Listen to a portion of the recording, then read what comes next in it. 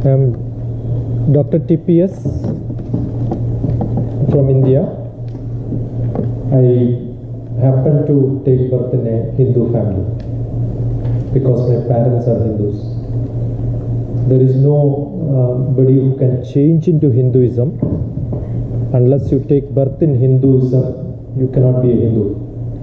The word Hindu itself is not there in any of the scriptures in Hinduism because it only talks about Sanatana Dharma, a lifestyle, how to live in this world. That's what is being taught. That is physical, emotional, intellectual, social, spiritual development. So it's an overall life development system of life which is followed.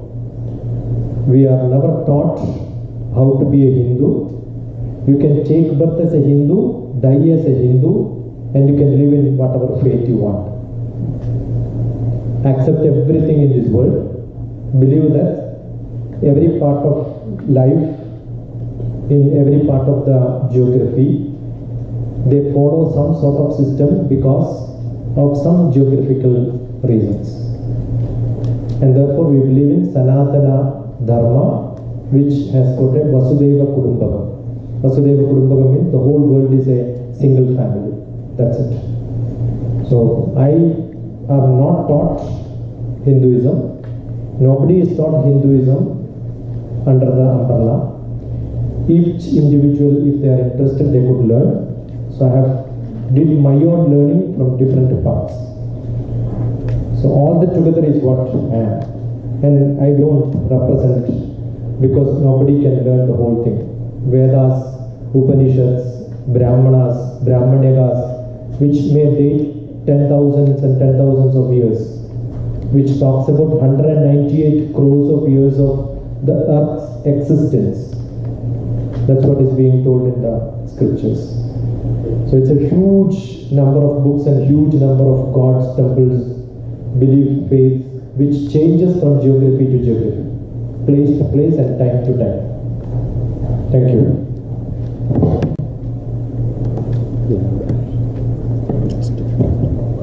That's a tough one to follow. So, I was born in a Hindu family. I practice vegetarianism. Apart from that, the only recollection I have growing up is I used to enjoy all the different festivals that are part of the Hindu way of life. Only after growing up, I'm trying to read some of the scriptures to understand the universal values that Dr. TPS has been speaking about. Okay, we're going to switch microphones. So Alex is going to fix this one, and we're going to just use this since you're passing back and forth. But did you want to ask this next question really quickly?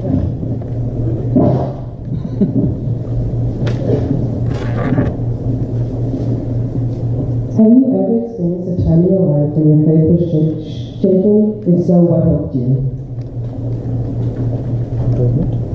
Can you repeat the question? He asked, have you ever experienced a time in your life when your faith was shaken, and what helped you through that, or how did you deal with that? No, I have not experienced anything that shook my faith. In times of difficulty, I tend to dig deeper and into the spiritual self and try to understand. If I'm disturbed, I try to read random verse from the Upanishads or the Bhagavad Gita.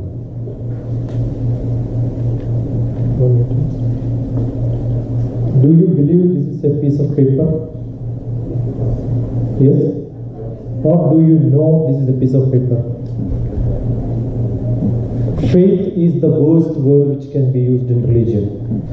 If you don't know, then you call it faith and belief. So in Bharatiya Sanatana Dharma, there is no faith. There is no understanding and knowledge.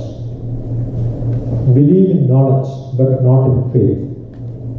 Question everything. And then start asking questions. Logically get answer. Don't believe. That's what Sanatana Dharma questions. And anybody can ask questions. Even to God, you can stop him and ask questions. Why are you doing this? If you cannot answer, you say you are illogical. No logic, so we don't believe. That's a freedom it's given. So no shaking. There is only no knowledge or knowledge. Some people are in between. So learn more, then you will become stable. That's what Sanatana Dharma believes. Sometimes tragedies make people wonder about their faith or their knowledge or their context. I didn't have that kind of experience, but I know that during my time in college, I questioned a lot about the things I had been raised with. I questioned the framework, the teachings, and I'm not going to say I ran away from my beliefs, but in a way, I felt more distant from them. And I think it's a natural part of what we do is we question, and I think questioning is a helpful thing, even for a person of faith to be able to feel comfortable with that. But in those times when the questioning is its hardest and one feels more distance, it can feel very traumatic. But it's a normal part of our development as people. In Judaism, you are encouraged to It seems like most religions have some sort of tenet that promotes kindness towards others. If this is the case, why do we see so much religious conflict in the world today? Got bored with all the answers? Still you want answer? I think she herself is missed what is that? Conflict in religion. I don't know how many of you have seen the dictionary meaning or the definition of religion. It's reunion. You are rejoining to God. So every religion wants people to join to God. We want to reach God. The ways are different. In your syllabus, you have different subjects to learn. When you learn one subject, say you are learning literature, you will see different poets. All of them doesn't write same poem. They have different conflicts, different thoughts. For me, there are a lot of conflicts inside me. So it's part of life. Whoever thinks, conflicts will be there. So I'm sure the whole world will have many more religions.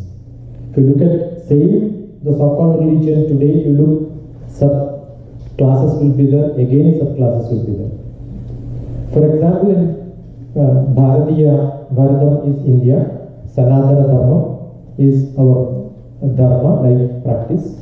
We believe Sun God is the most powerful God. Sun is the most powerful God because he gives us energy. Right? But if there is a place where it is too hot and they are horrible, suffering from sun, you ask them to pray sun, they will say, no, God is horrible, I don't want to pray. So they better pray moon.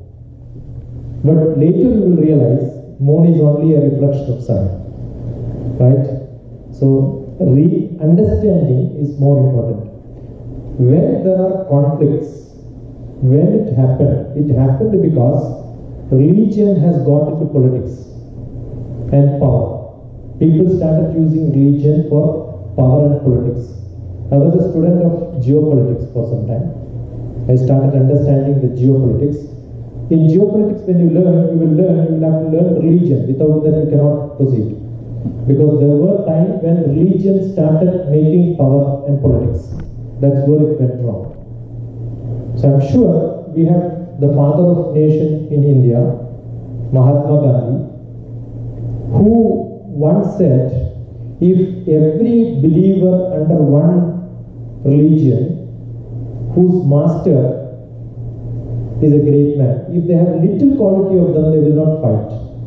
They will all be together.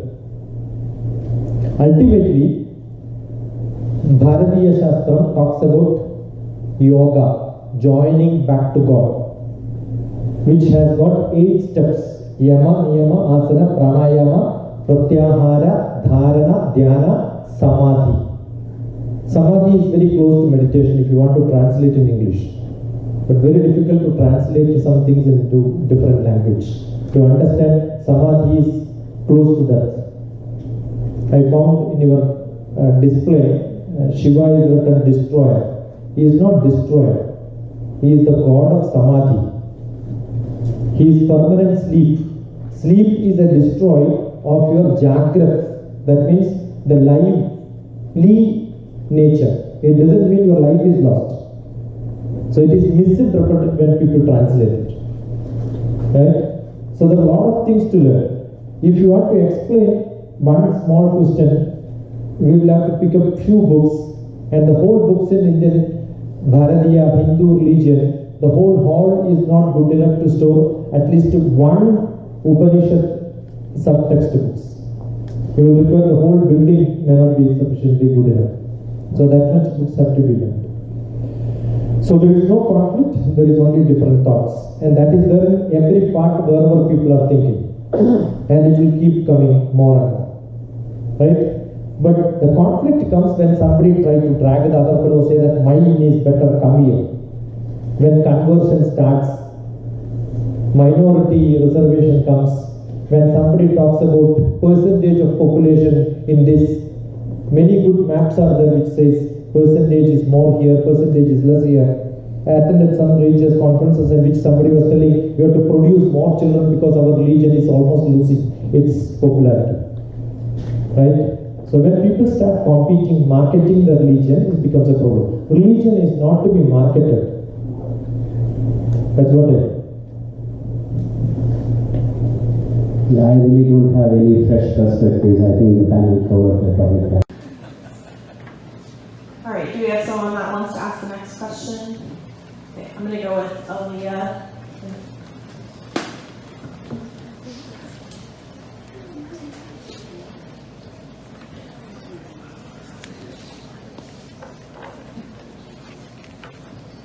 What is your favorite holiday for your religion? How is it celebrated and why is it your favorite?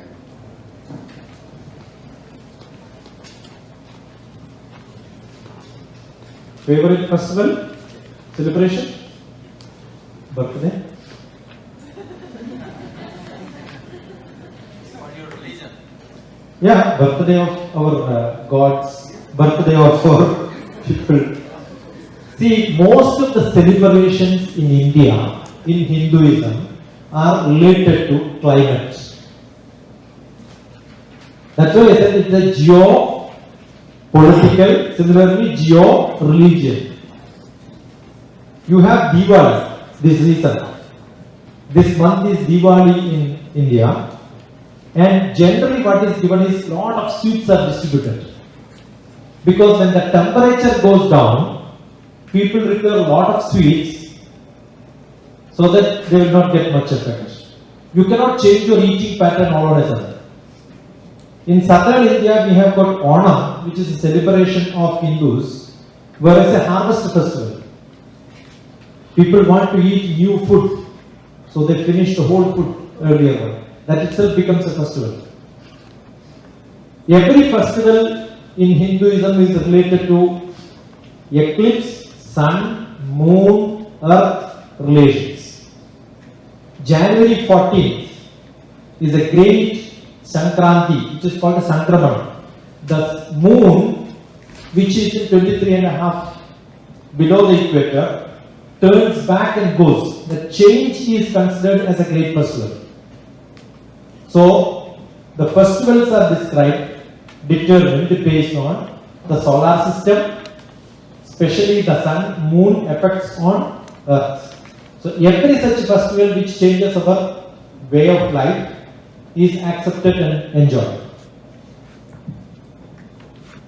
My favorite Christian holiday is Christmas. Both for its family traditions, so the opportunity to be with friends. Force them so that do not forget about it and about tradition. But these are the two ones we celebrate all the time. Thank you. My favorite holiday for my religion is Eid al-Fitr, which we celebrate after fasting for 30 days. I don't know, many people, you guys don't know about it. Yes, we do. It's one of the 5 pillars of Islam. The first is faith, that you are Muslim. Second is prayers, that we have to pray 5 times a day. All right, we have another question, Katie.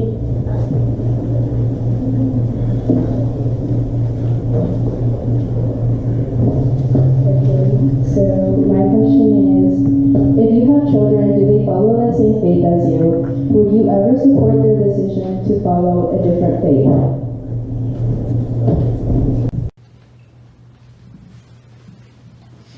I have two sons, both of them, one in Ireland, one in London. One is political related research, he is a social. So I'm sure if he finds a better religion to change, he should change, I promote. And if he can start a religion, I'll be the happiest. Which is better than Hinduism, which he belongs to. So I wish I have two sons, they'll start two new religions. And I had a Muslim friend who is in Gulf, who wanted to marry a Hindu girl. And their parents decided we will get married only to Hindus. And that Muslim boy converted to Jainism because there is no conversion to Hinduism possible. So he converted to Jainism and got married. Because Jain, Sikh are one entry towards Hinduism, if at all you want. Right? So this is a great politics. I told you the conflict of thoughts comes. I am not a religious person, my wife is more religious. I may not visit temples, but I must have visited Gurudwara, Golden Temple in Delhi, India, Amritsar, don't miss it in your life. Nice chapati, a nice curry, only thing you have to cover your hair. So I did that, I stayed there for a night. I went to Buddhist places where I was traveling to Nepal. Nepal also Buddha Gaya? Yeah, Buddha Gaya I went. It's a beautiful place. My meditation master is a close friend of Dalai Lama. I learned meditation from Dalai Lama's one of the closest friends. When I go to Gulf, 100% you have to follow all the fasts because you won't get food. No hotels are open. And anyway, evening when you get iftar, we eat thoroughly. So I was guest for many iftar programs. The other day we were in Greenwood Church. So I go to church. I follow most of the religions. I go to maximum places. But I believe in a faith system, or my parents believe. So if I don't want to prove my parents were fools. So I am following it. So I believe my children will not tell me that you are a fool. So if they feel I am a fool and they are much more brilliant, they will start something new, and I will change to their religion. That's what I mean. Yeah. My elder daughter married a Christian, but if you ask either of them, are you a Hindu or a Christian, they will say no. It's much more important to be good human beings. All right, we're going to take one last question.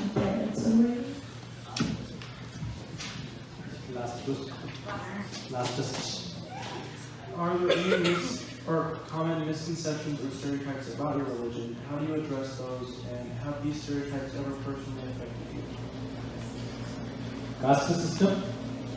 That's what you asked?